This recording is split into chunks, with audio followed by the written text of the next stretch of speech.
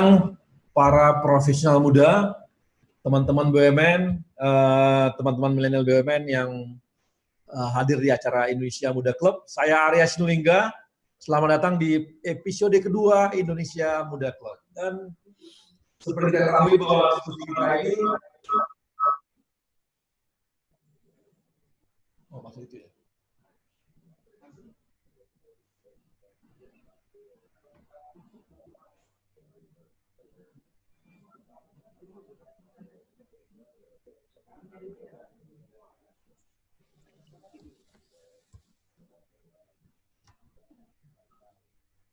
Profesional muda BUMN bisa apa?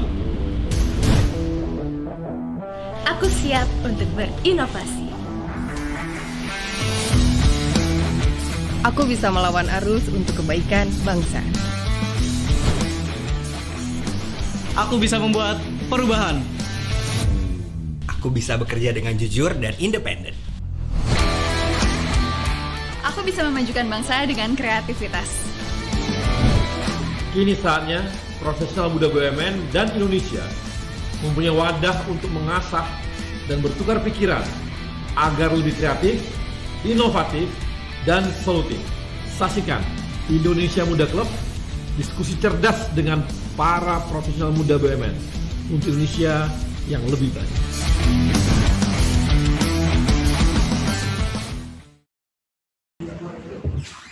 Ya, baik kawan-kawan, kita hari ini akan banyak diskusi mengenai transformasi digital ya. Ini adalah ajang dari teman-teman dari profesional muda BUMN untuk menyampaikan hal-hal yang strategis mengenai BUMN-nya masing-masing dan juga bagaimana masing-masing BUMN-nya akan menghadapi dan juga menjawab tantangan-tantangan ke depan bangsa kita. Dan hari ini kita membahas mengenai transformasi digital di masing-masing perusahaan. Dan transformasi digital ini adalah sebuah hal yang tidak bisa lagi ditolak, apalagi dengan perkembangan teknologi, perkembangan masyarakat, perkembangan budaya. Dan setelah adanya corona, malah dilihat corona ini memberikan sebuah energi besar kepada perubahan perilaku dan perubahan budaya dan peralihan ke digital. Dan hari ini kita ada 4 orang pembicara narasumber kita yang benar-benar energik, orang anak muda yang betul-betul masuk dalam bidang digital juga. Dan saya perkenalkan yang pertama adalah Fadrin Rashid. Selamat sore Fadrin. Sore Pak Arya. Siap. Ini Fadrin ini adalah direktur di Telkom ya. Ini udah. Saya mau lihat ininya ya, profilnya Fadrin ada keluar. Oh ada, oke. Fadrin sebelumnya adalah presiden direkturnya Bukalapak, dan sekarang kita beruntung, bangsa BUMN ini beruntung karena Fadrin mau masuk ke Telkom. Ini adalah suatu kita lihat sebagai darah muda yang mau membangun merah putih melalui BUMN kita.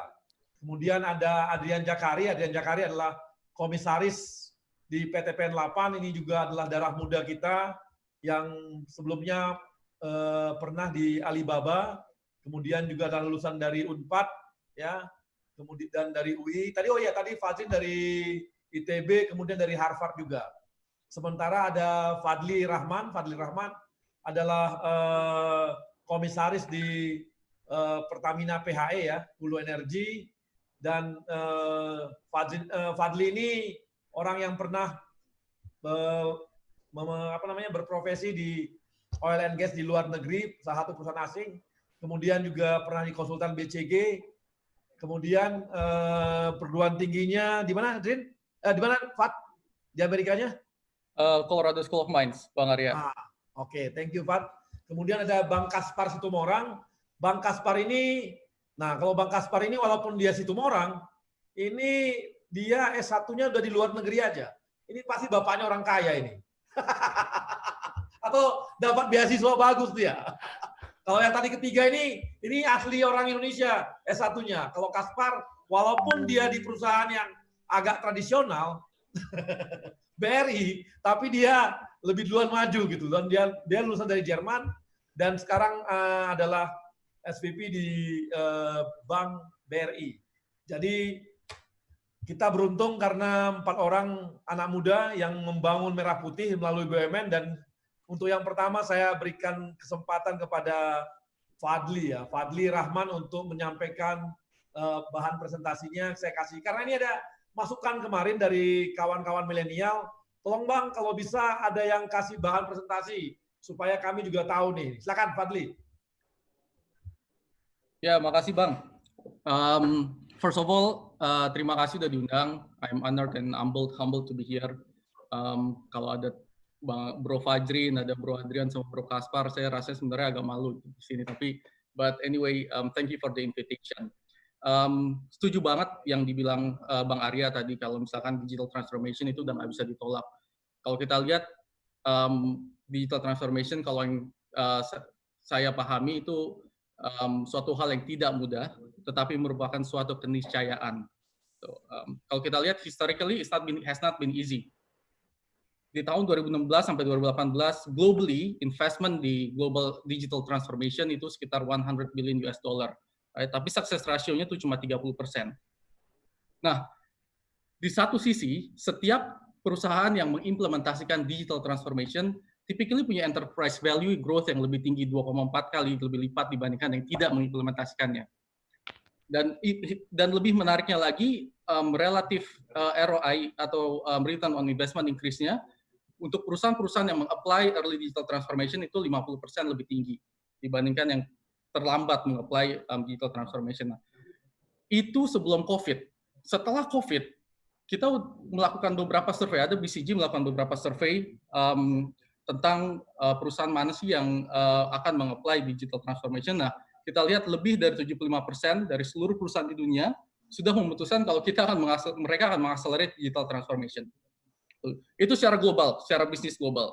Nah, kalau kita lihat di oil and gas industri sendiri, sebenarnya success ratio 30% itu bukan suatu yang asing di oil and gas, karena oil and gas business is about high risk business. Right? Resiko bukan hal yang asing di sektor oil and gas. Data-data yang beredar itu kalau success ratio di oil and gas technically around 30-45%, setelah masuk komersial turun lagi masuk ke 25-30%. Jadi memang sangat kecil untuk finding di oil and gas itu. So again, digital transformation is a necessity. Is not easy, but it's necessity. But in oil and gas itu semua merupakan suatu hal yang biasa. Dan itu bukan eksperimental, Bang Arya.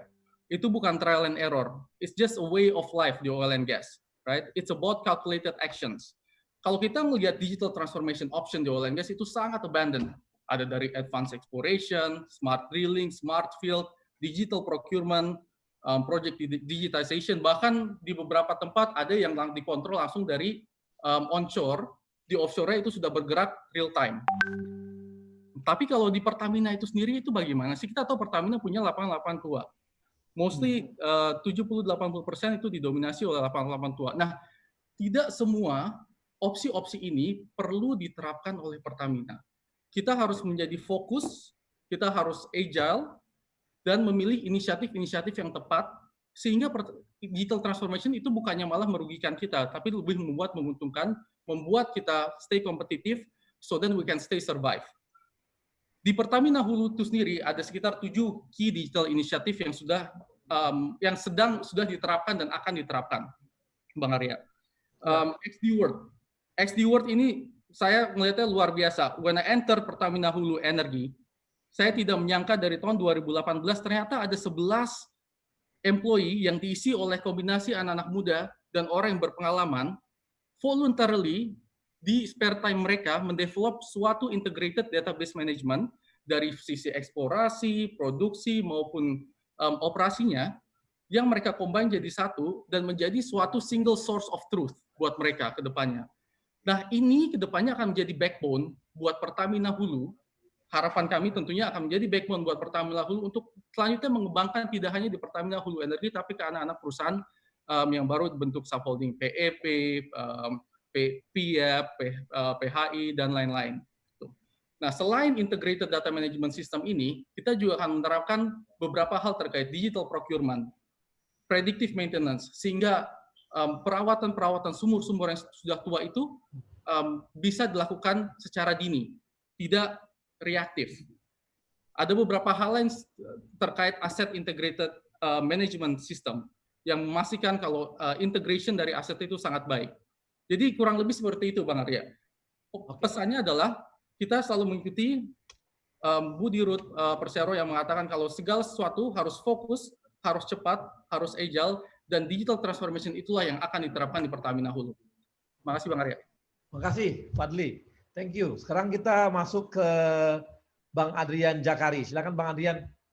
Oke, terima kasih Bang Arya. Assalamualaikum warahmatullahi wabarakatuh. Selamat sore rekan-rekan di BUMN dan juga buat rekan-rekan milenial di seluruh BUMN, termasuk juga di holding perkebunan dan juga di PT PN 8, yang mungkin sekarang lagi nobar juga nih Bang. Kita berbicara tentang perkebunan, tentu kita berbicara tentang sesuatu yang sangat memiliki hierarki dan kebanyakan masih sangat tradisional. Ada memang teknologi-teknologi yang digunakan, tapi memang saat ini belum terlalu optimal untuk dilihat hasilnya secara spesifik gitu. Nah, ada satu konsep yang namanya perkebunan go digital yang coba kita untuk sosialisasikan, kita coba untuk kawinkan dengan strategi yang sudah dimiliki oleh holding perkebunan. Tentunya ini sesuai dengan visi Indonesia Maju dari Presiden Joko Widodo, yaitu salah satunya ketahanan pangan dan energi. Sehingga untuk mencapai ini melalui Kementerian BUMN, di mana Kementerian sendiri memiliki BUMN untuk Indonesia, dan diterapkan di holding perkebunan. Nah, holding perkebunan ini sebetulnya saat ini sudah membuat strategi-strategi dalam bentuk transformasi. Salah satunya transformasi digital yang ada di holding perkebunan sendiri. Karena sekarang ini modelnya holding perkebunan yang ada di PT PN 3 itu sebagai semacam induk usaha dari PTPN lainnya, sehingga PTPN. Adrian sebentar, kita ada iklan dulu. Iklan dulu ya, oke. Masuk sebentar. Baik. Iklan terlalu banyak memang, ini berat banget memang kita. Dikit-dikit iklan. Boleh. Sebentar Adrian.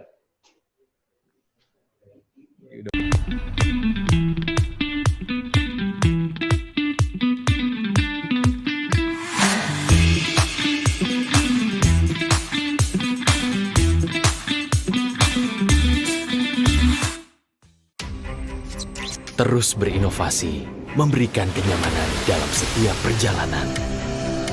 Pertamax dengan formula Pertatek untuk memastikan mesin bebas karat. Menjaga mesin agar lebih tahan lama. Pemakaian bahan bakar yang lebih efisien. Karena kami tahu, bagi Anda setiap perjalanan memiliki makna. Lebih baik Pertamax.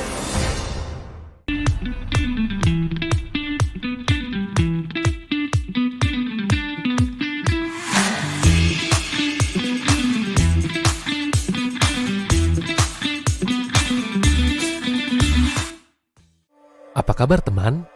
Kehidupan akan terus berjalan dengan energi tanpa henti. Kita akan saling menguatkan, bergerak mengenergi negeri, melayani sepenuh hati, menjangkau seluruh penjuru negeri, memulihkan Indonesia dengan energi tanpa henti. Pertamina tetap ada. Bergerak dan berbagi. Satukan energi, pulihkan Indonesia.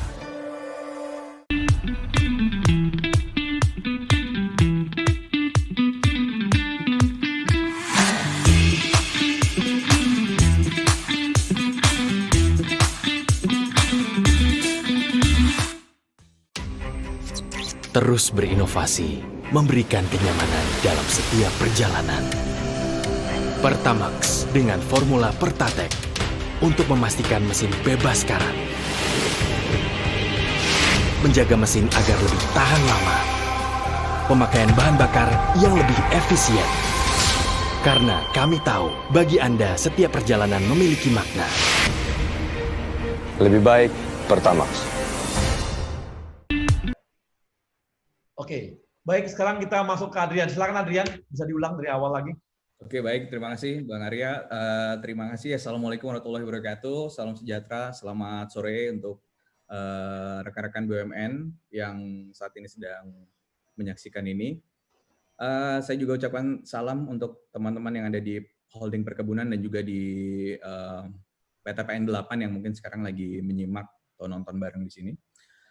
Seperti kita tahu bahwa perkebunan Go Digital itu merupakan suatu konsep besar yang sama-sama sedang kita rancang, sama-sama sedang dan akan dilaksanakan terutama di holding perkebunan sendiri. Nah, sebelum masuk lebih jauh ke dalam transformasi digital yang akan dilakukan dan juga sedang dilakukan oleh holding perkebunan sendiri, tentunya kenapa ada konsep perkebunan Go Digital ini? Ya, salah satunya karena kita melihat dari visi Indonesia Maju oleh Presiden Joko Widodo, di mana salah satunya ketahanan pangan dan energi. Sehingga salah satunya dari sisi pangan kita harus bisa unggul di sana. Nah, di BUMN sendiri, Pak Menteri BUMN sendiri, Pak Erick Thohir, memiliki visi yang diturunkan dari visi Presiden tadi, yaitu BUMN untuk Indonesia. Nah, di sini, di holding perkebunan tadi, kita mencoba mewujudkan visi ketahanan pangan tadi dengan melakukan berbagai hal, salah satunya transformasi di bidang digital. Nah, transformasi ini tentunya tidak bisa sekedar misalkan dari sisi masuk ke ranah sosial media atau sekedar berjualan melalui platform e-commerce, tapi kita harus melakukan secara menyeluruh, yaitu dari hulu ke hilir. Artinya itu dari kebun hingga ke tangan konsumen. Nah, dalam hal ini dari strategi holding perkebunan yang sedang berjalan saat ini, mereka ada sekitar 3 bagian, di mana dari mulai planning, dari mulai perencanaan, bagaimana merencanakan sebuah perencanaan tanam, mulai lalu bagaimana merencanakan produksi, merencanakan efisiensi pabrik, bagaimana mengoptimalkan hasil panen, bagaimana menghasilkan produk-produk yang bisa memiliki daya saing dan memiliki nilai yang tinggi di masyarakat, dan juga selain di lokal juga untuk di pasar luar negeri. Nah, setelah itu perencanaan-perencanaan itu juga diimplementasikan. Nah, ini kemungkinan besar di tahun ini akan terlihat bagaimana transformasi yang dilakukan di holding perkebunan keseluruhannya terhadap transformasi yang ada saat ini. Lalu setelah itu ya diawasin, dicek lagi, dilakukan inspeksi, lakukan auditing terhadap semua yang transformasi yang sedang dilaksanakan. Nah, itu kalau dari holding perkebunan, karena saat ini holding perkebunan itu sebagai induk dari PTPN yang ada saat ini. Sebagai gambaran, sekarang ada sekitar 14 PTPN yang ada di seluruh Indonesia, dari Aceh sampai Papua. Di situ kita memiliki perkebunan dengan luas lebih dari 1 juta hektar.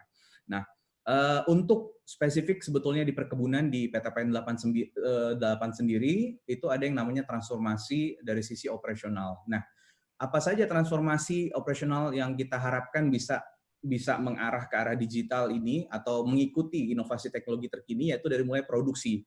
Nah, produksi itu adalah di mana tanaman tersebut mulai direncanakan untuk ditanam, lalu dilakukan perawatan itu ada dalam pemupukan, ada juga yang namanya nanti mengenai semacam meningkatkan unsur haranya, atau dengan berbagai macam cara supaya bagaimana produksi itu bisa maksimal dan meminimalkan potensi-potensi kerusakan, potensi-potensi loss itu juga di sana. Kita di sini ada sekitar 4 salah satunya ada 3 komoditi utama yang ada di PTPN 8, yaitu teh, sawit, dan juga karet. Nah, dalam hal ini kita bagaimana caranya supaya bisa memaksimalkan misalkan produksi dari sawit itu di kebun sendiri. Karena ya kita tidak bisa pungkiri bahwa sawit itu menghasilkan CPO, kernel, dan juga produk itu dihasilkan dari kebun. Sehingga proses pengawasan tersebut harus bisa maksimal. Nah, kita harus melihat bahwa selama ini proses-proses itu masih dilakukan secara manual, pencatatan lebih banyak manual. Memang sudah disiapkan juga semacam dashboard produksi, tapi dashboard produksi itu biasanya laporannya lebih bersifat daily, weekly, dan juga monthly untuk mengecek bagaimana kondisi produksi di lapangan. Nah, kita ingin mendorong bagaimana caranya supaya produksi tersebut bisa dilakukan lebih real time lagi. Artinya ketika saat ini pukul 3 sore, kita ingin melihat bagaimana kondisi produksi yang ada di saat itu, berapa banyak yang akan dipanen dari satu luasan kebun tersebut, dan bagaimana proses panennya tadi, apakah ada yang tercecer, seperti apakah Kan kalau sawit itu kita panen tandanya, dan itu banyak buah-buah yang jatuh dan terus dipungut.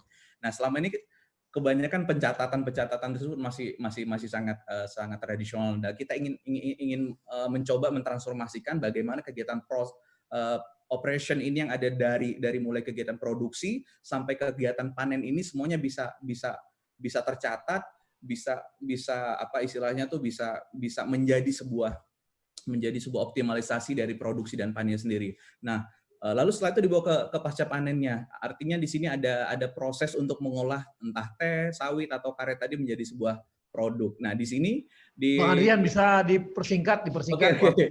Ini beberapa di pasca panen sendiri emang beberapa pabrik sudah menerapkan sistem automation, tapi beberapa memang masih belum. Nah, kita mendorong upaya-upaya ini untuk bisa lebih cepat lagi untuk menjadi menggunakan hal-hal yang digitalnya di sana.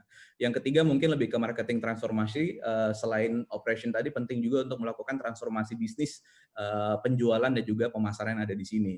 Yang tadinya sebelumnya kita belum melihat data sebagai hal yang penting, sekarang kita akan mendrive market dari data. Lalu kita juga memanfaatkan business intelligence yang ada, yang eksis saat ini dengan kondisi market seperti apa. Lalu meningkatkan distribusi channel kita, digital marketing juga kita akan tingkatkan di bagian pemasaran, dan juga bagaimana kita memaksimalkan social media marketingnya. Saya rasa itu mungkin nanti lebih ke diskusi aja bagaimana ke depannya. Oke, terima kasih Adrian. Sekarang kita ke Bang Kaspar. Bang Kaspar, gimana di BRI menghadapi transformasi digital? Kita kan tahu teman-teman BRI kan sampai ke desa-desa, ya, membawa edisi-edisi sampai ke petani-petani. Nah, ini gimana untuk transformasi digital diperbankan sendiri dan menghadapi yang namanya fintech dan kawan-kawan. Silakan. Siap Bang Arya. Assalamualaikum warahmatullahi wabarakatuh. Salam sejahtera. Terima kasih Bang Arya sudah diundang sore hari ini. Senang sekali. Salam sehat selalu kepada seluruh rekan-rekan BUMN yang menyaksikan tayangan ini sore hari ini. Juga kepada khususnya rekan-rekan BRI di seluruh pelosok Indonesia. Salam sehat selalu.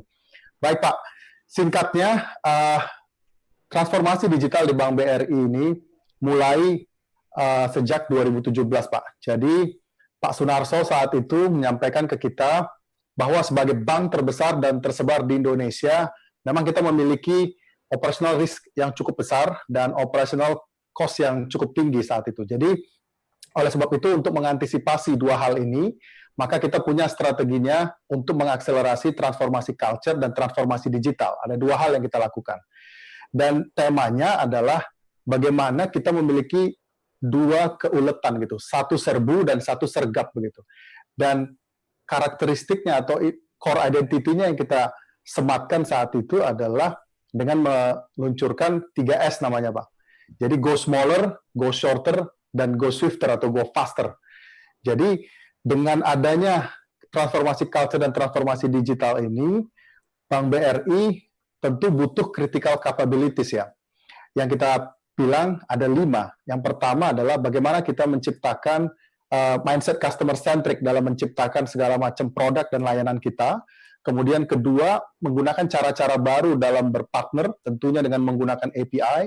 Dan kemudian yang ketiga adalah menggunakan data sebagai basis dalam pengambilan keputusan untuk menjadi data-driven organisasi, dan tentunya menggunakan cara-cara baru dalam bekerja sejak 2017. Dan yang terakhir tentunya adalah mencoba masuk menggunakan teknologi-teknologi yang lebih scalable, fleksibel, dan tentunya lebih secure, karena kita diperbankan begitu. Nah, dari situ, kemudian kita merancang transformasi digital tadi, framework-nya ada 3, Bang. Yang pertama adalah eksploitasi dan eksplorasi. Jadi ada 2 yang jalan secara bimodal begitu. Di dalam eksploitasi tadi, kita melakukan digitizing core bisnis kita atau bisnis proses yang kita digitalisasi. Apa itu yang artinya? Proses-proses bisnis yang toksik, kita mulai buang satu-satu, kemudian kita gantikan dengan digital proses yang jauh lebih presisi, lebih baik, produktivitasnya lebih mumpuni begitu. Ada 3 yang kita highlight di eksploitasi tadi. Yang pertama adalah Brispot, kemudian ada agen BRI, output produknya namanya BRI Mobile, serta yang ketiga adalah untuk transaksinya kita, yang diberi nama BRI Mobile. Dan dari 3 ini, ternyata hasilnya luar biasa, memberikan impact kepada top line dan bottom line kita juga. Kemudian di jalur yang kedua, di jalur eksplorasi, Yang pertama adalah kita mulai masuk ke ekosistem-ekosistem yang bukan core-nya kita begitu. Nah, cara masuk ke ekosistem yang bukan core kita menggunakan tentunya cara-cara baru yang kita bilang namanya API. API bukan Asosiasi Pelawak Indonesia, Bang, tapi Applications Performance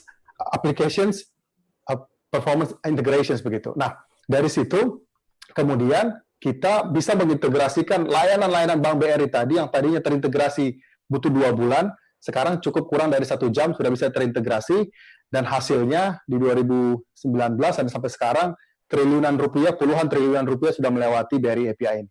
Dan kemudian cara kita masuk ke dalam ekosistem-ekosistem lain, menciptakan platform-platform yang dibutuhkan oleh masing-masing ekosistem. Kemudian yang ketiga adalah business model. Jadi kita mulai mendisrupsi business model kita, menciptakan new digital propositions yang sebelumnya kita belum punya business model tadi, kita masuk ke dalam business model yang baru begitu. Nah, disitulah kita mulai menciptakan digital lending kita, dan alhamdulillah kita ada 2. Satu namanya Pinang, artinya pinjam tenang, karena banyak orang minjem nggak tenang, Bang. Makanya kita bikin Pinang. Kemudian yang kedua kita bikin Ceria, dan alhamdulillah, jadi dari 2018 kita kerjakan ini, sampai hari ini, alhamdulillah bank-bank lain belum ada yang punya digital lending seperti ini sampai sekarang begitu, Bang. Bank nasional, Bank Himbara maupun bank asing begitu.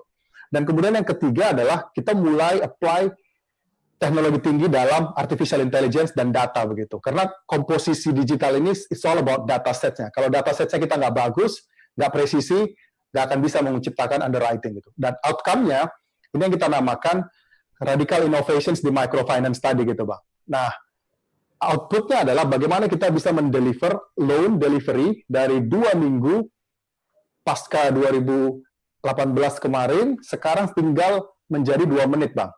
Jadi yang tadinya loan originasi sampai loan disbursement butuh waktu sekitar 2 minggu, di 2018 kita luncurkan BRI Spot. BRI Spot tadi penyaluran kredit cukup tinggal 2 hari saja. Kemudian 2019 kita bilang let's go 100x, bukan hanya 10x lagi, 100x, dan alhamdulillah kita bisa mencapai 100x. Jadi yang tadinya penyaluran butuh waktu 2 hari, sekarang tinggal scan wajah, scan KTP, duitnya cair dalam waktu 2 menit begitu. Dan alhamdulillah pasar merespon dengan baik. Kita 2019 banyak diapresiasi oleh pasar juga, dan kita menjadi the best global data impact award juga di New York 2019, dan berbagai macam award-award yang lain di bidang perbankan begitu. Mungkin dari kami demikian, Bang Arya. Back to you. Makasih Kaspar, cukup menarik karena memang kita ternyata nggak nyangka BRI udah sejauh itu gitu. Mereka sudah, Terima kasih, Bang. Karena mungkin promosinya ya kurang mungkin. Jadi nggak ada yang tahu kalau BRI sejauh itu udah bahwa dalam tempo 2 menit sudah bisa dieksekusi apa Betul, yang Bang. menjadi diaplikasi oleh masyarakat ya. Siap, Bang. Wah, nah ini sekarang kita ke Fajrin tadi, ketiga narasumber tadi adalah bercerita mengenai mereka memanfaatkan teknologi. Nah ini kalau Fajrin pasti bercerita mengenai ini justru dia core-nya nih. Digital ini justru core-nya gitu. Jadi pasti menarik nih kalau kita dengar. Silakan, Fajrin. Ya, terima kasih Bang Arya. Boleh ada ininya?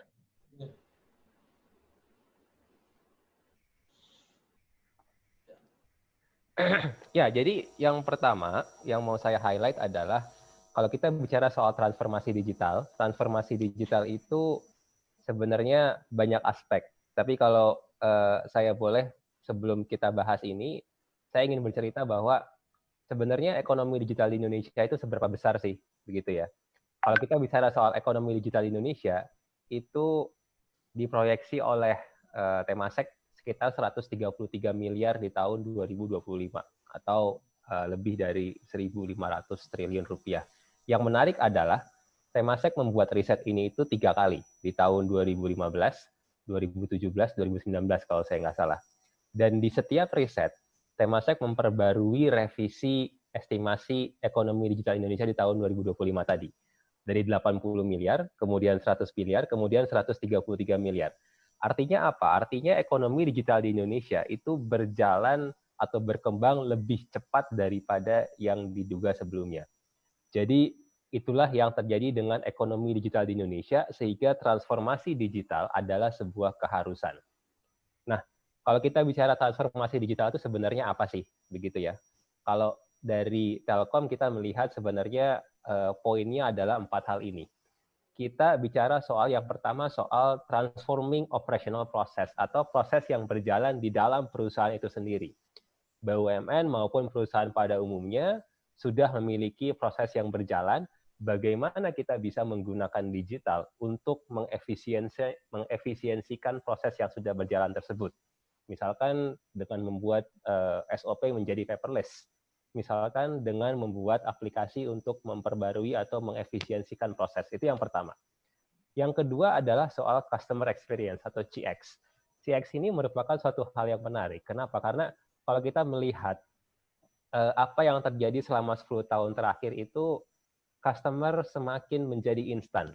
Social media membuat jarak antara orang dengan brand itu semakin dekat.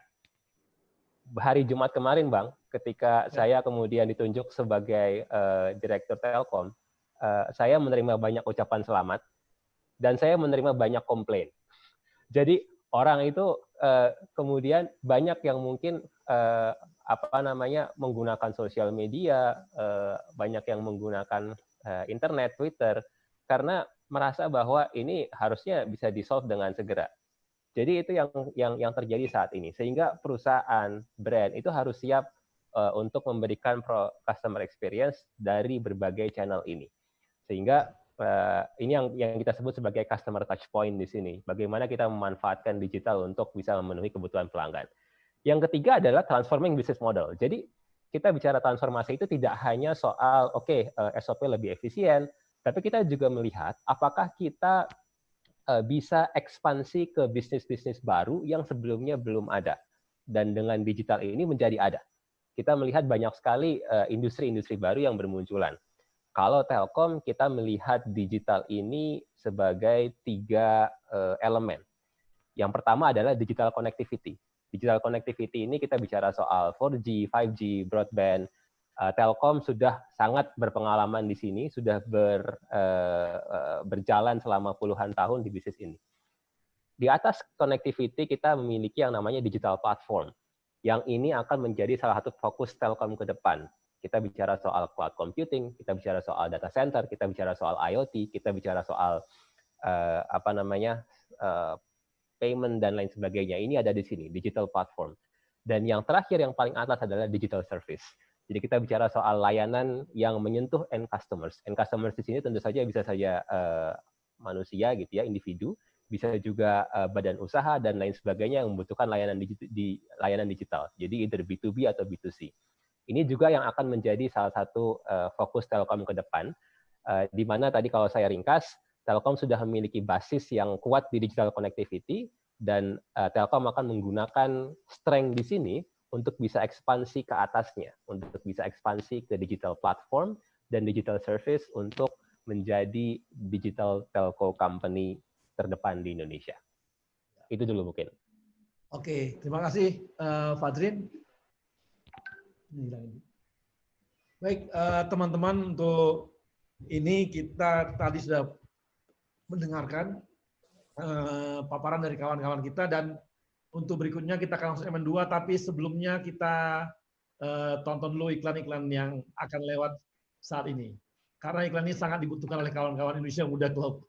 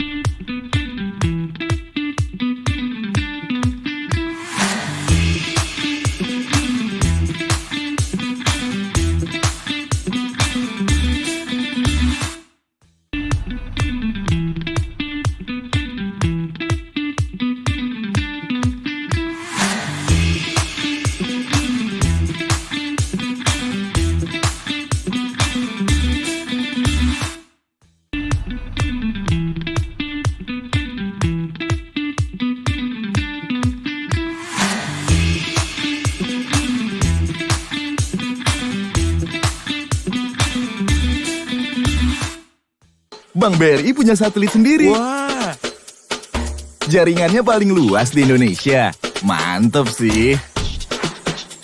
Tapi yang penting buat kita, kemanapun kita pergi, ada aja ATM-nya. Jangan tanya kita apa itu real time online. Yang penting buat kita, bisa buka rekening, bayar apa aja, kapan aja. Jangan tanya kita apa itu redeem BRI Point. Yang penting buat kita, bisa dapat sesuatu yang bikin kita keren terus. Gak usah pusing soal e-banking. Yang penting buat kita, bisa update terus apa yang happening. Mikirin banget asuransi tanpa premi.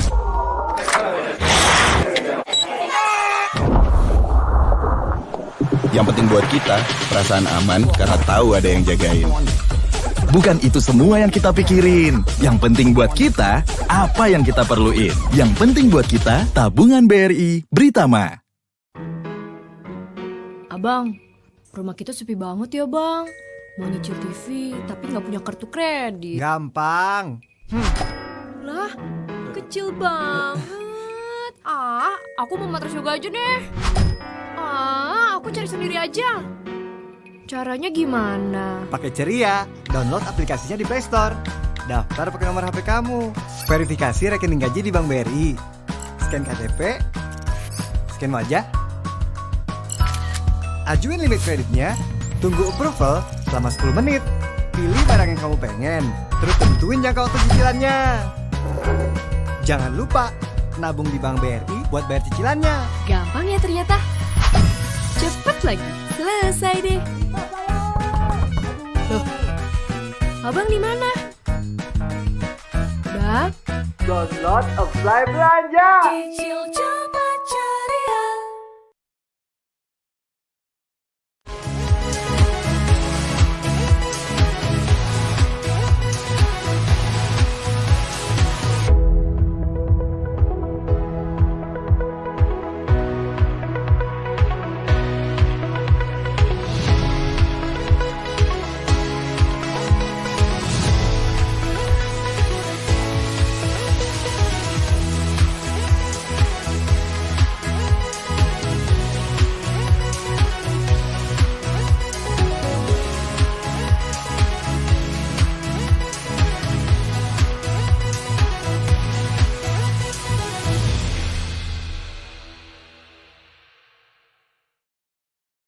Baik, teman-teman profesional muda, kita kembali lagi. Dan tadi sudah ada paparan jelas dari kawan-kawan kita semua, yang dari narasumber. Nah, kali ini saya mau nanya langsung nih, dengan Bang Fadrin.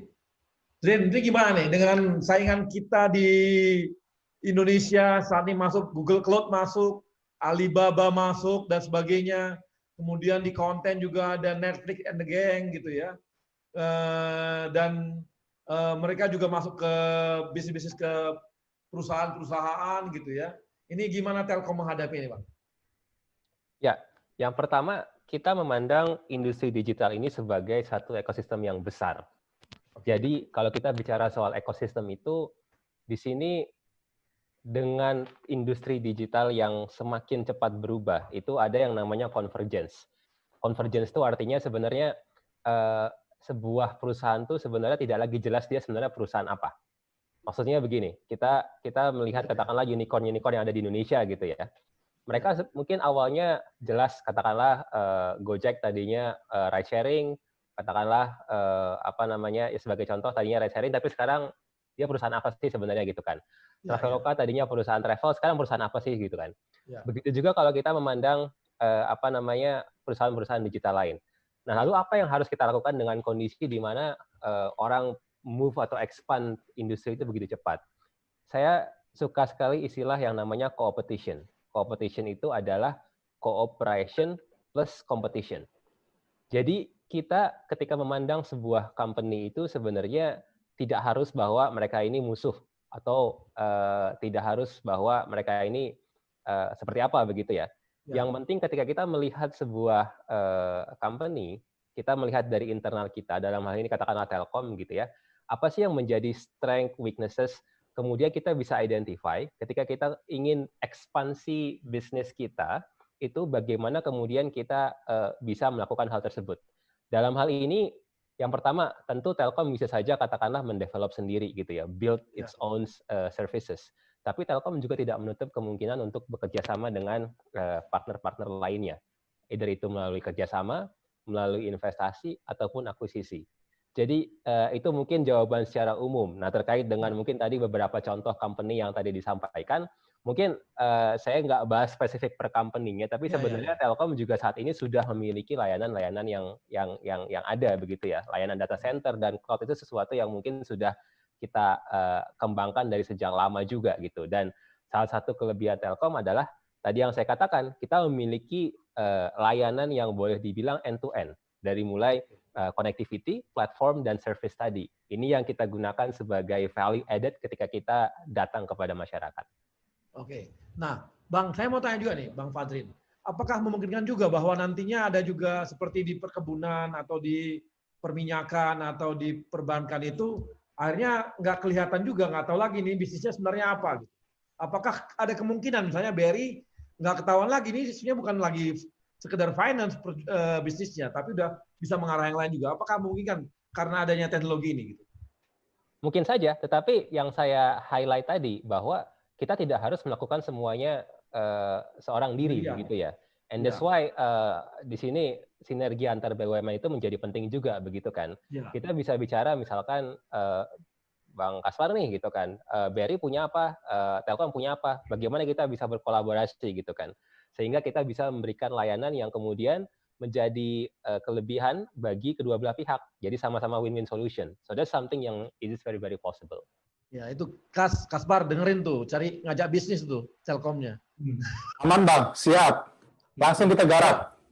Nah ini saya tanya, Kas, ini kan kita tahu bahwa saat ini fintech ini kan jadi sesuatu yang menarik betul gitu ya. Dan kita tahu Facebook aja dia sudah mau masuk sana gitu ya. Dengan yang dia mau mengeluarkan mata uang sendiri gitu ya. Apa namanya saya lupa. Libra. Ah, ya betul. Nah ini kan sesuatu yang nantinya bisa saja menggerus kawan-kawan BRI dan kawan-kawan gitu sebagai alat pembelian, alat penyimpanan, deposito dan sebagainya. Apalagi mereka udah punya market yang besar, tinggal dimonetize gitu.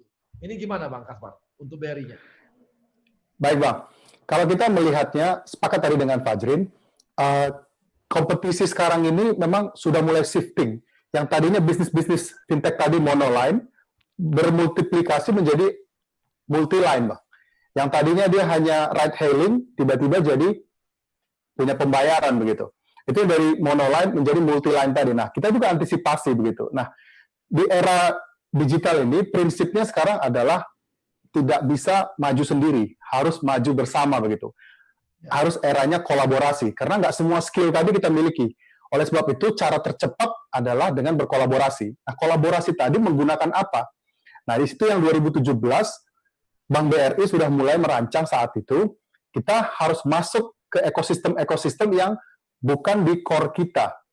Masuk keluar, artinya keluar dari comfort zone. Caranya bagaimana biar cepat berkolaborasi menggunakan tadi yang Open API tadi.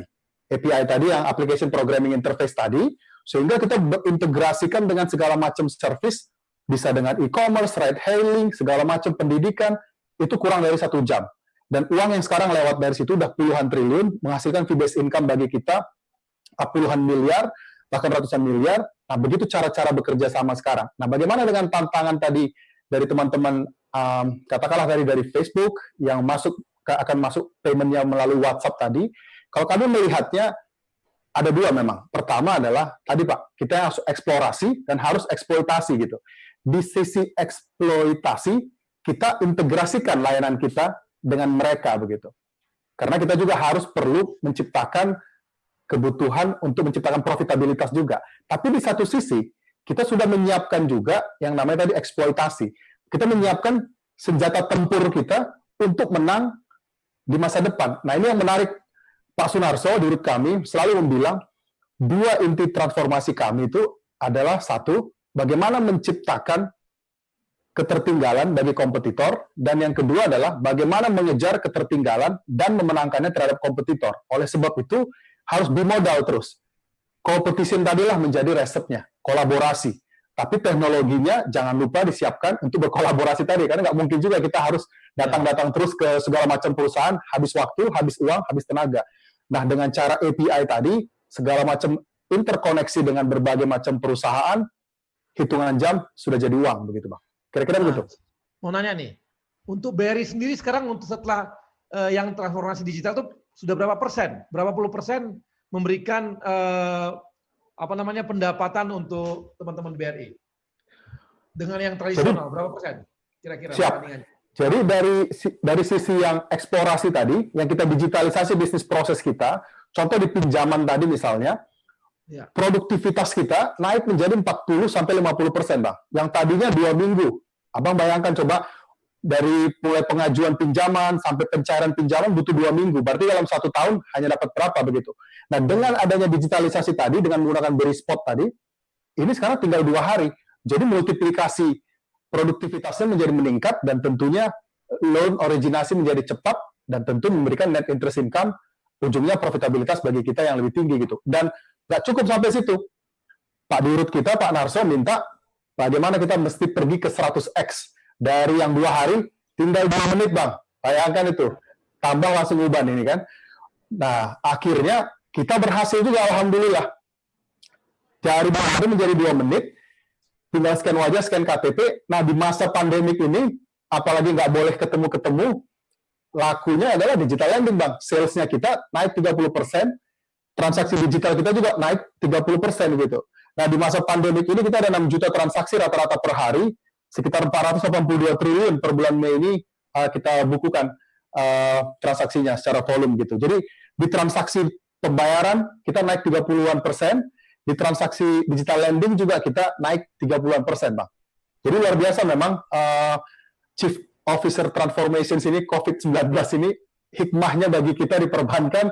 Alhamdulillah kita dulu sudah mempersiapkan barang-barang senjata tempur kita ini, yang serbu dan sergap tadi gitu, Bang.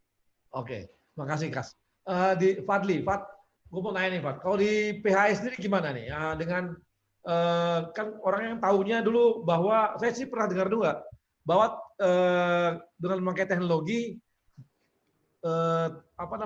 sumur-sumur minyak yang sudah dianggap tidak produktif lagi, itu malah bisa kembali lagi diproduktifkan dengan teknologi yang memanfaatkan digital. Apakah ini di Pertamina sendiri dilakukan nggak ini?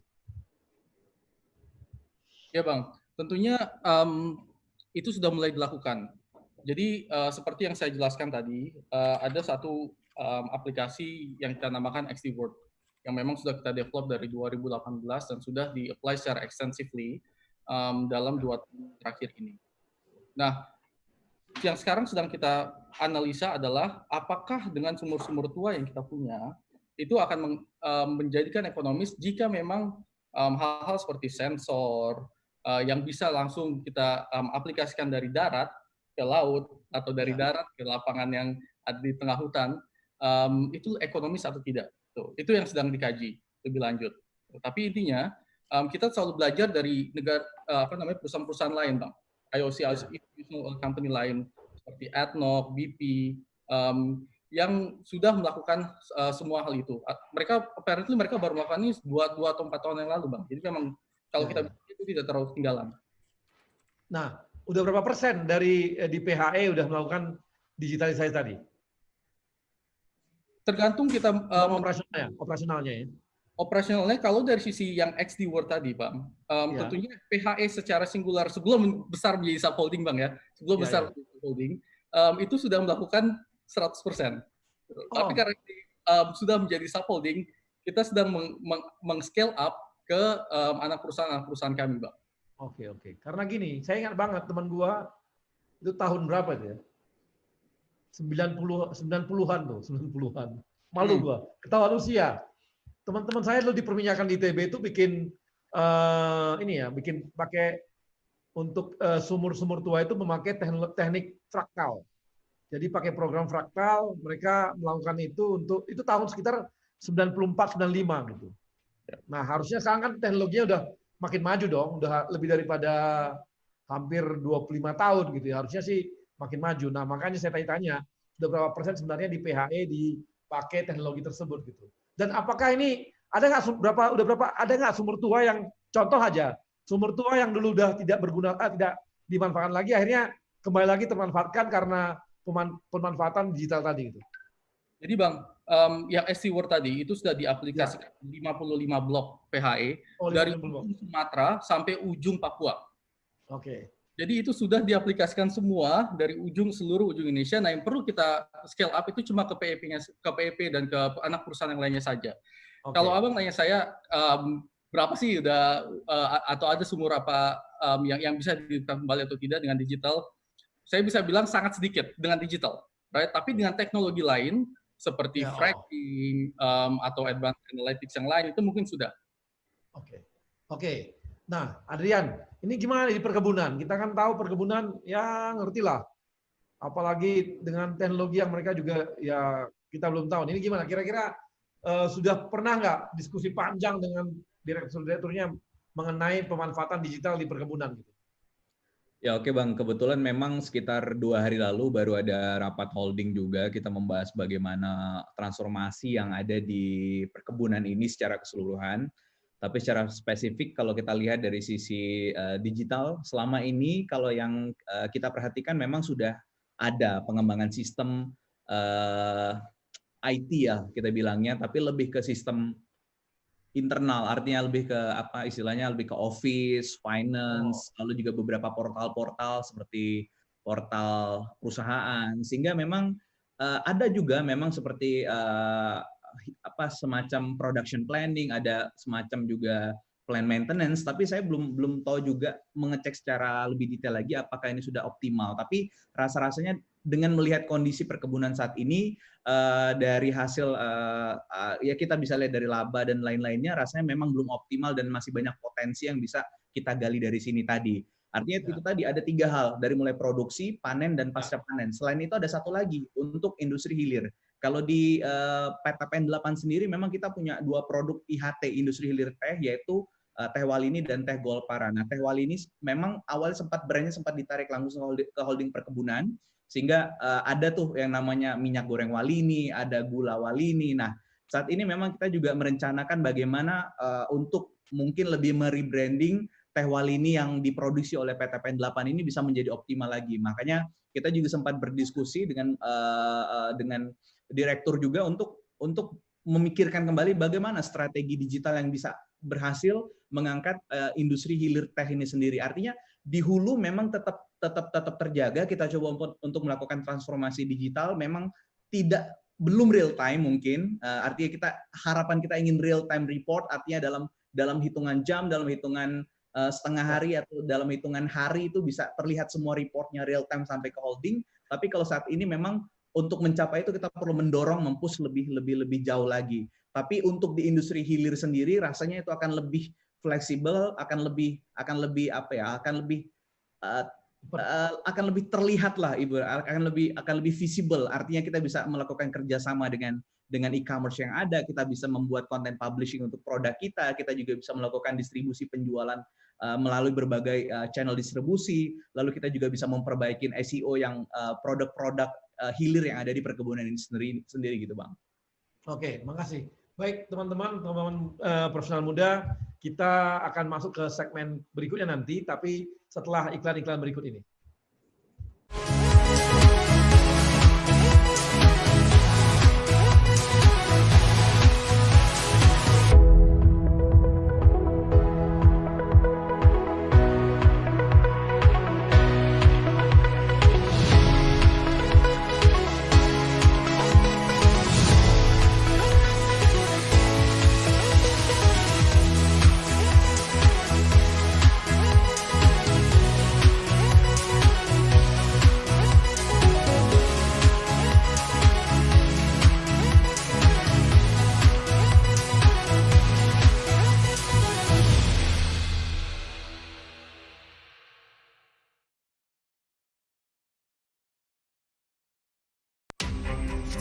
Terus berinovasi, memberikan kenyamanan dalam setiap perjalanan.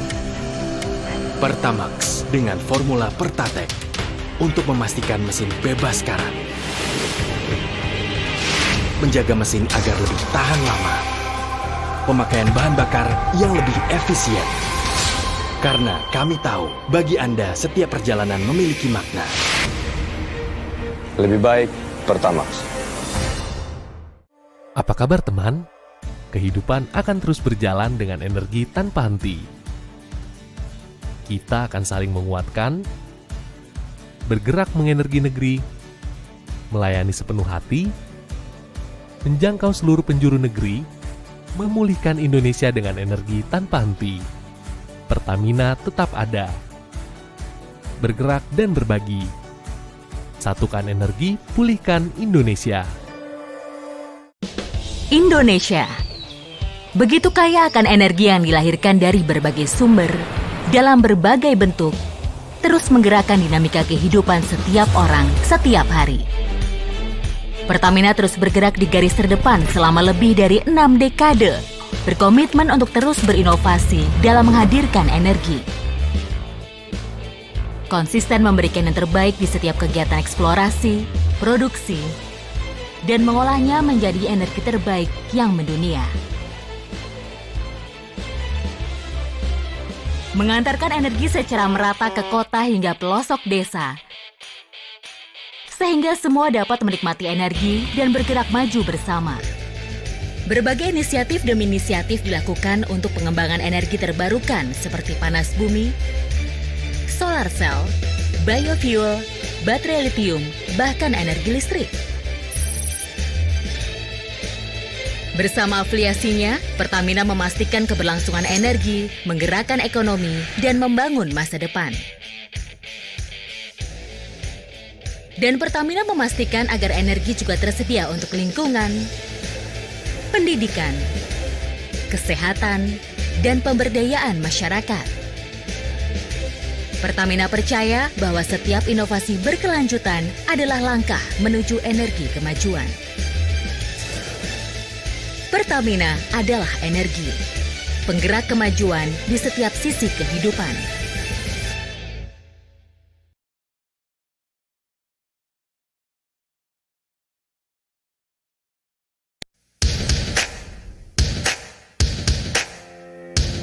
Untuk nusa dan bangsa, untuk tanah air kita, kami lahir dan hadir, besar dan kuat bersama. Memakmurkan negeri, kibarkan merah putih, membawa sejahtera, Indonesia jaya. Satu gerak, satu langkah, bahu membahu tanpa lelah, untuk insan Indonesia berazas Pancasila. BUMN hadir untuk negeri, dari Sabang ke Merauke karyanya. BUMN hadir, makmurkan Indonesia.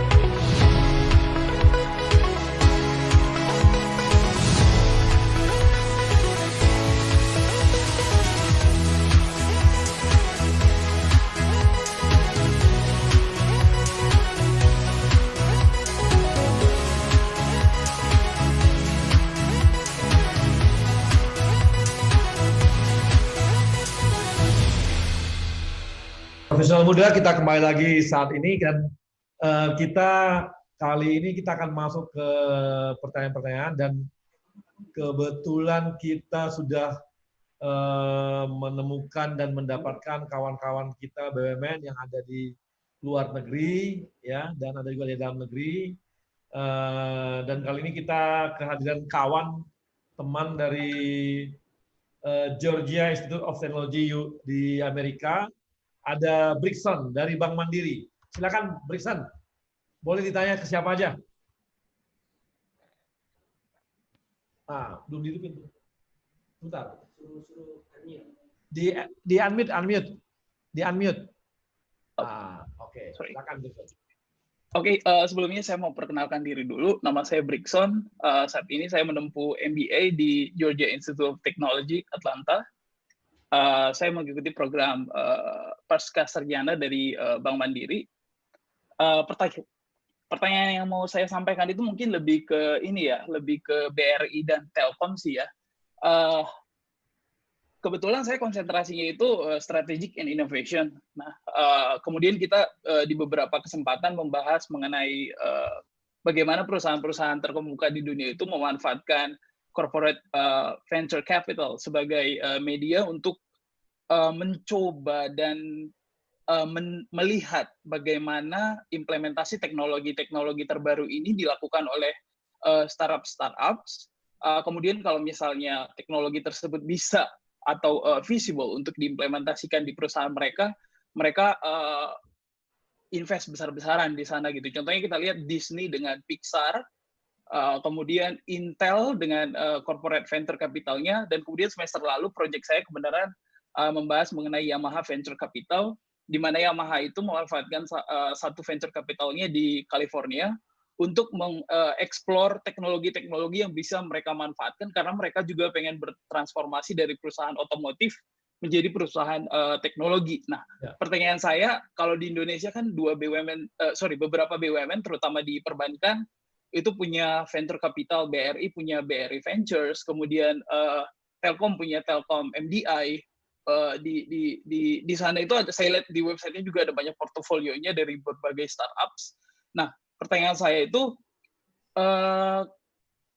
kalau tadi di perusahaan terkemuka dunia itu mereka belajar dari startup tersebut, gimana cara mengimplementasikan teknologi supaya bisa menghasilkan value buat mereka. Nah, pertanyaan saya, benefit apa sih yang sudah didapatkan oleh BRI dan Telkom dari ventures capital yang mereka miliki gitu, regardless of teori strategic management yang menyebutkan bahwa itu media untuk belajar seperti tadi yang saya sampaikan. Nah, realnya itu kalau di BRI dan Telkom itu benefit apa sih yang sudah didapatkan dari kepemilikan ventures capital ini? Itu sih pertanyaannya. Terima kasih. Oke, thank you Brixen. Kemudian ada Erian Setiavani dari London. Silakan Erian. Erian dibuka aja, nggak apa-apa kan? Ya. Mohon maaf, sekarang saya sedang ada di bandara, jadi harus agak tertutup ya. Perkenalkan, pertama-tama perkenalkan, nama saya Erian Agit Setiavani. Saya sekarang sedang menempuh pendidikan MSc di University College London, Inggris. Pertanyaan yang saya ajukan ini mungkin lebih tepat dijawab oleh Telkom, namun bisa saja ditambahkan oleh teman-teman yang lain ya.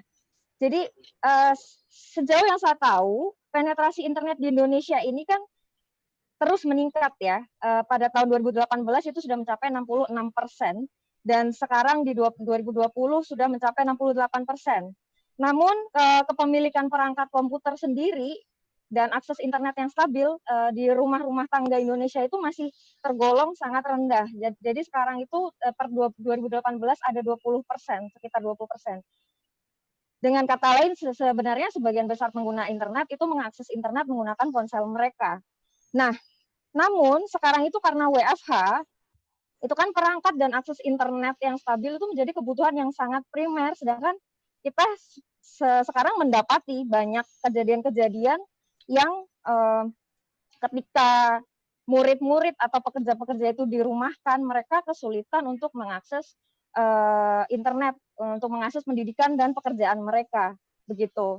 Nah, menurut kakak-kakak di sini, menurut abang-abang, menurut teman-teman di sini, itu solusi seperti apa sih yang bisa kita tawarkan untuk sebenarnya meminimalisir gap yang terjadi akibat ketidakmerataan perangkat komputer dan akses internet yang stabil ini? Terima kasih. Oke, terima kasih Erian. Kemudian Natasha Sinaga dari Telkomsel Pekanbaru. Silakan Natasha.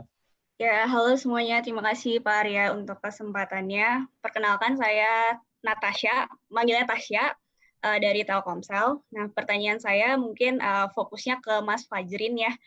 Mas Fajrin sebagai Direktur Digital Business Telkom nih, kira-kira what is the biggest challenge untuk melakukan transformasi digital di telco gitu? Apakah dari sisi produknya atau infrastrukturnya, atau mungkin infrastruktur sama produknya udah oke nih, tapi branding perusahaannya belum sedigital itu, atau bahkan dari sisi challenge-nya itu dari sisi internal talent manajemennya. Gitu aja Pak Arya, terima kasih. Oke, terima kasih kawan-kawan. Mungkin Fadrin dan Fadrin bisa jawab dulu. Tapi jangan panjang-panjang Rin ya, karena mau maghrib. Singkat, padat, dan tepat. Ya, yang pertama dari Brixen tadi, real nyata yang sudah dirasakan oleh Telkom atas investasi adalah kita sudah exit beberapa perusahaan dari dari portofolio MDI. Jadi kita memperoleh value capital gain yang cukup besar dari situ. Itu yang jelas sudah kelihatan gitu kan.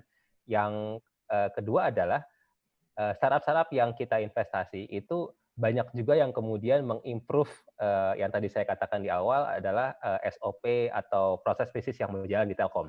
Jadi ini salah satu benefit yang juga kita rasakan, meskipun mungkin perlu kita kuantifikasi lagi ya, kira-kira seberapa besar sih sebenarnya real value add yang diinikan. Tapi itu yang sudah berjalan sekarang. Kemudian yang kedua dari Mbak Erian tadi, benar bahwa akses internet adalah kunci dalam pandemi ini, begitu kan. Itulah mengapa Telkom tidak meninggalkan strength terkait dengan digital connectivity ini. Jadi Telkom tidak ujuk-ujuk atau meninggalkan strength tersebut dan oke, kita pindah aja deh jadi perusahaan digital service gitu ya. Enggak. Kita tetap merasa bahwa digital connectivity itu adalah enabler atau fondasi yang kuat. Bukan hanya bagi Telkom sendiri, tapi juga dalam memenuhi purpose Telkom untuk melayani masyarakat. Karena connectivity ini ibaratnya semacam hak asasi gitu kali ya ke depannya begitu. Jadi sesuatu yang kita harapkan bisa menjadi kebutuhan. Tentu ini memerlukan investasi yang tidak sedikit. Dan yang kedua, kita juga banyak berkoordinasi dengan kementerian-kementerian terkait dengan on top of this, kita bisakah memberikan layanan-layanan terkait dengan edukasi tadi ya, atau lainnya untuk melayani masyarakat. Ini yang kita lakukan.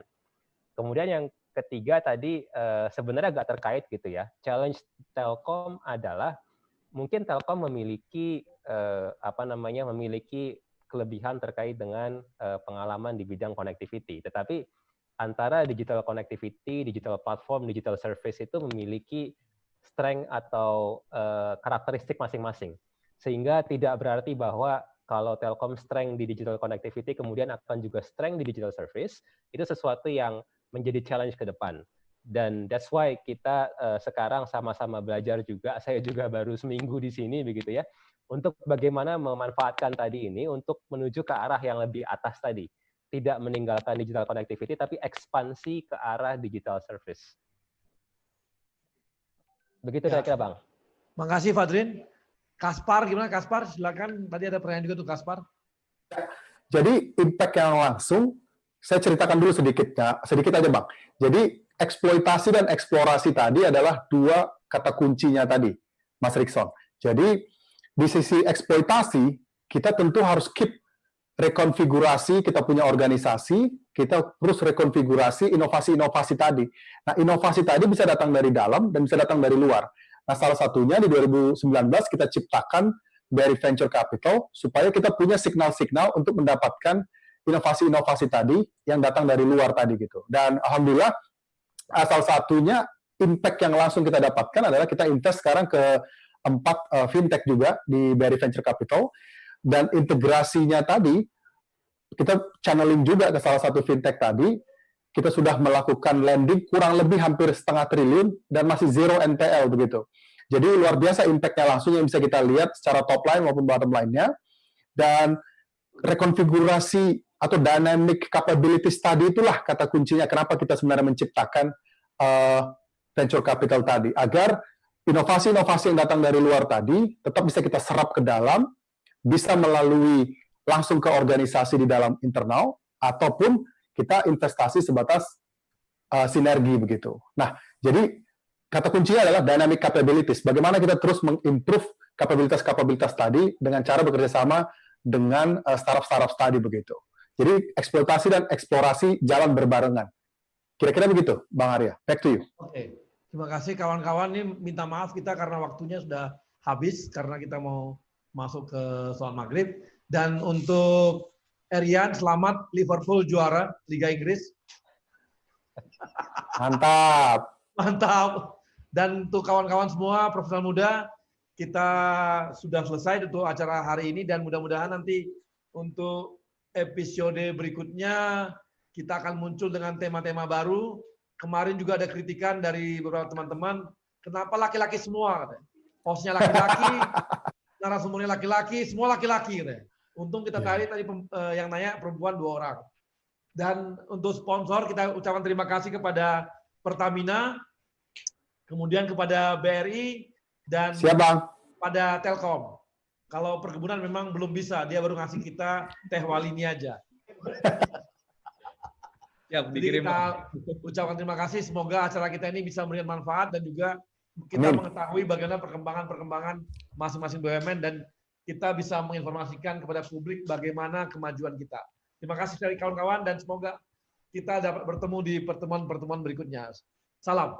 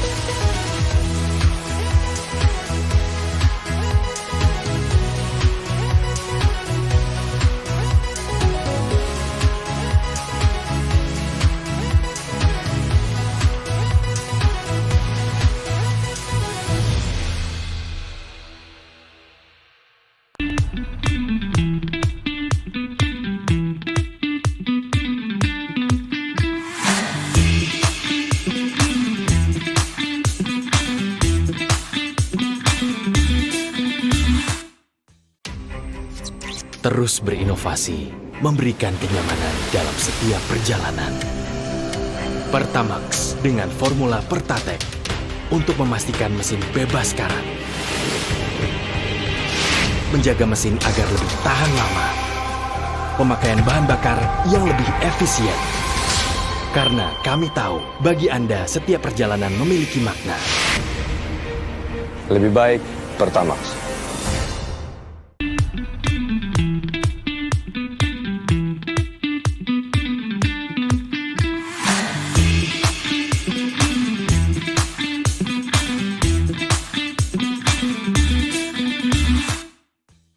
Apa kabar teman? Kehidupan akan terus berjalan dengan energi tanpa henti.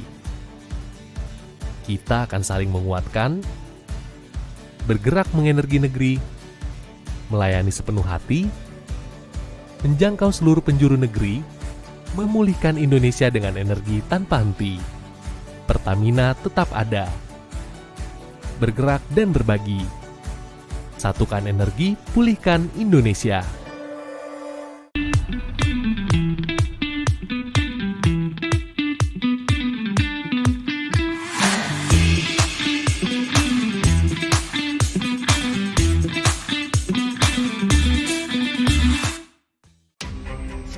Terus berinovasi, memberikan kenyamanan dalam setiap perjalanan.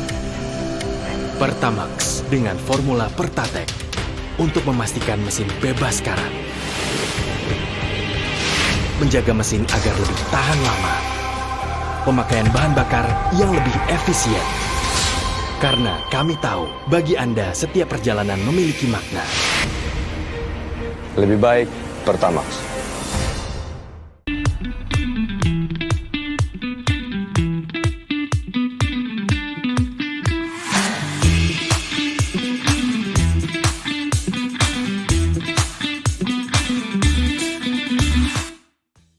Apa kabar teman?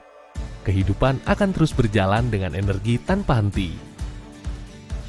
Kita akan saling menguatkan, bergerak mengenergi negeri, melayani sepenuh hati, menjangkau seluruh penjuru negeri, memulihkan Indonesia dengan energi tanpa henti.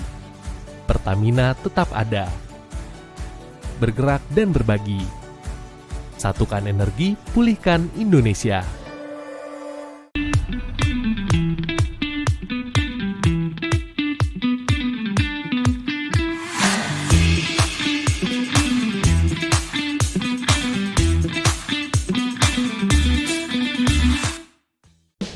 Indonesia begitu kaya akan energi yang dilahirkan dari berbagai sumber dalam berbagai bentuk, terus menggerakkan dinamika kehidupan setiap orang setiap hari. Pertamina terus bergerak di garis terdepan selama lebih dari 6 dekade, berkomitmen untuk terus berinovasi dalam menghadirkan energi. Konsisten memberikan yang terbaik di setiap kegiatan eksplorasi, produksi, dan mengolahnya menjadi energi terbaik yang mendunia. Mengantarkan energi secara merata ke kota hingga pelosok desa, sehingga semua dapat menikmati energi dan bergerak maju bersama. Berbagai inisiatif demi inisiatif dilakukan untuk pengembangan energi terbarukan seperti panas bumi, solar cell, biofuel, baterai lithium, bahkan energi listrik. Bersama afiliasinya, Pertamina memastikan keberlangsungan energi, menggerakkan ekonomi, dan membangun masa depan. Dan Pertamina memastikan agar energi juga tersedia untuk lingkungan, pendidikan, kesehatan, dan pemberdayaan masyarakat. Pertamina percaya bahwa setiap inovasi berkelanjutan adalah langkah menuju energi kemajuan. Pertamina adalah energi, penggerak kemajuan di setiap sisi kehidupan. Bank BRI punya satelit sendiri. Wah. Jaringannya paling luas di Indonesia. Mantep sih. Tapi yang penting buat kita, kemanapun kita pergi, ada aja ATM-nya. Jangan tanya kita apa itu real time online. Yang penting buat kita, bisa buka rekening, bayar apa aja, kapan aja. Jangan tanya kita apa itu redeem BRI Point. Yang penting buat kita, bisa dapat sesuatu yang bikin kita keren terus. Gak usah pusing soal e-banking. Yang penting buat kita, bisa update terus apa yang happening. Mikirin banget asuransi tanpa premi.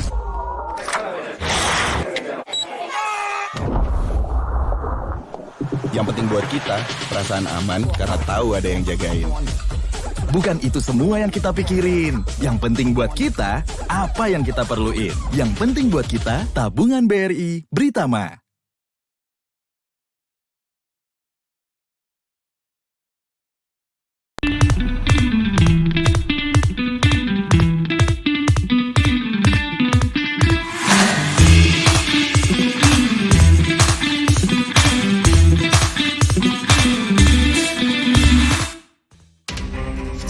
Terus berinovasi, memberikan kenyamanan dalam setiap perjalanan.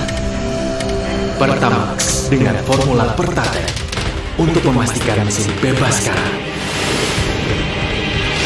Menjaga mesin agar lebih tahan lama. Pemakaian bahan bakar yang lebih efisien. Karena kami tahu, bagi Anda setiap perjalanan memiliki makna. Lebih baik Pertamax.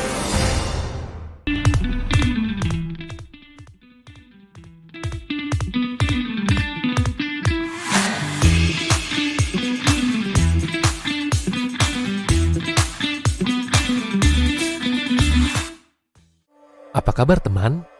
Kehidupan akan terus berjalan dengan energi tanpa henti.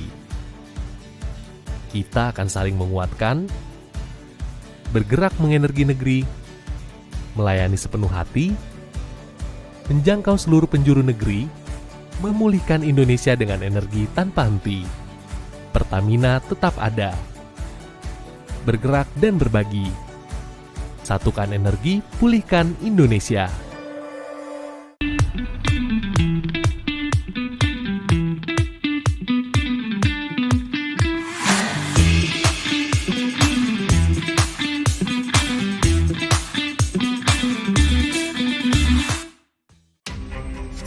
terus berinovasi, memberikan kenyamanan dalam setiap perjalanan.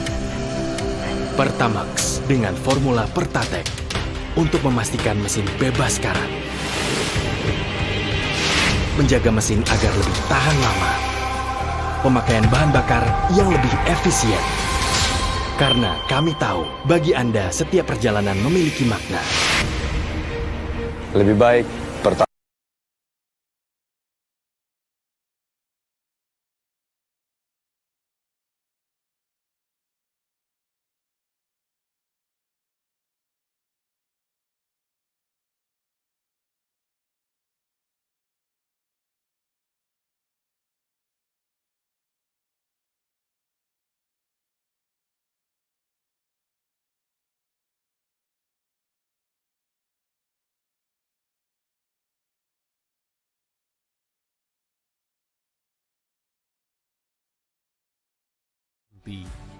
Pertamina tetap ada.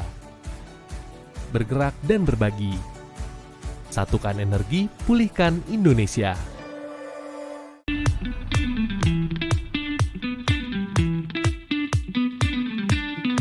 Profesional muda BUMN bisa apa?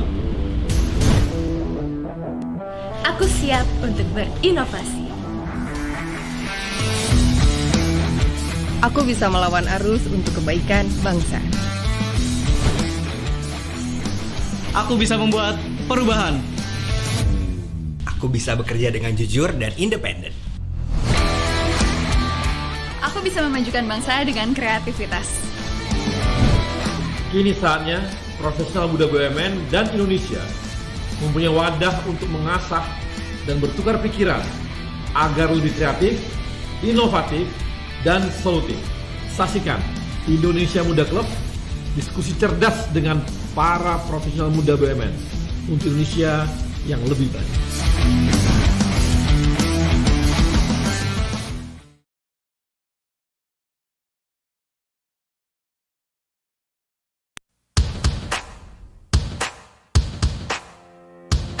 Untuk nusa dan bangsa,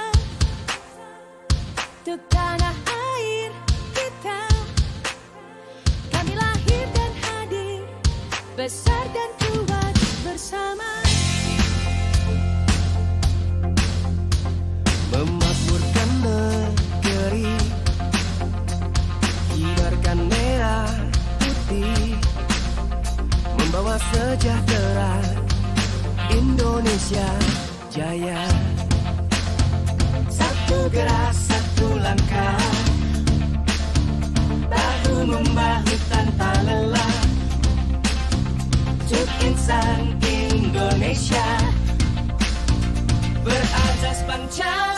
BUMN hadir untuk negeri.